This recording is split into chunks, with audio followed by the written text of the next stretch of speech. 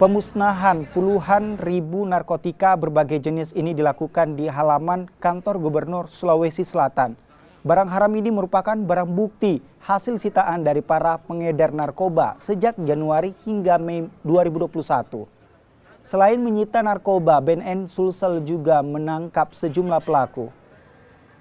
Sebanyak 13.958 kg, ganja 3.343 gram, sintetis 3.100 gram, pinaka 30 gram. Pinaka adalah suatu bahan di mana dibuat, kenapa ini jumlahnya sedikit 30 gram? Memang ini adalah bom industri atau ganja sintetis yang telah kami berhasil temukan di daerah Makassar dengan barang bukti 30 gram itu sampelnya yang kami ambil. Dan mereka baru akan mulai memproduksi. Kalau sampai memproduksi, mungkin tangkapannya lebih bagus.